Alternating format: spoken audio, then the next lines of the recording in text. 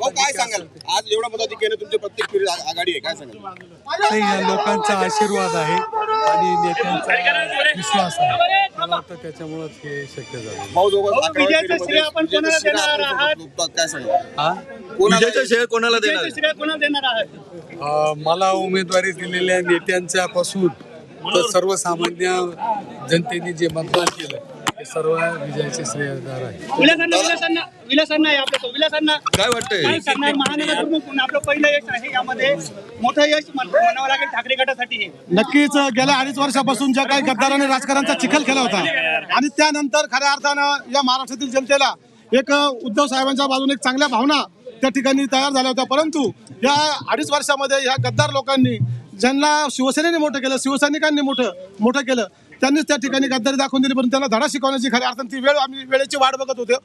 ती वेळ आली 20 मेला आणि राजाभाऊ वाजेसारखा एक निष्कलंक उमेदवार या नाशिक लोकसभेला उद्धवजी ठाकरे साहेबांनी, संजय राऊत साहेबांनी दिला आणि आमच्यासारखे सर्व शिवसैनिक आणि सर्व मतदार या राजाभाऊंच्या विजयाचे शिल्पकार आहेत. आणि राजाभाऊंचा विजय आज ह्या मोठ्या फरकाने ही नाशिकसाठी आणि आमच्या सगळ्या शिवसैनिकांसाठी आजचा दिवस हा आनंदाचा दिवस आहे.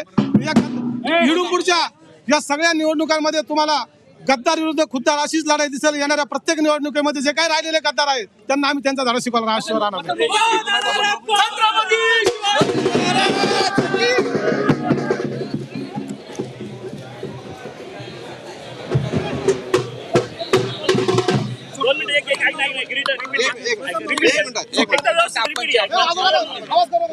त्यांची पण घेतो. तर राजाभाऊ वाजे तब्बल 1,03,000 आणि त्याच्या पुढे काही मतांनी आघाडीवर आहे. 1,03,000 मतांची आघाडी राजाभाऊ वाजेंनी घेतलेली आहे आणि म्हणूनच त्यांच्या समर्थकांनी गुलाल उधळत जल्लोष केलेला आहे. 1,03,000 मतांची आघाडी. तिकडे चंद्रपूरमध्ये धानोरकरांना 1,00,000हून अधिकची आघाडी, इकडे 1,03,000ची अधिकची आघाडी राजाभाऊ वाजेंची.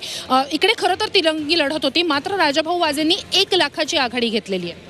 नाही, 1,00,000ची बरोबर आहे. मी ते मगाशीच म्हटलं की राजाभाऊ वाजे यांची एक प्रतिमा, क्लीन चेहरा म्हणून त्यांच्याकडे पाहिला जातं.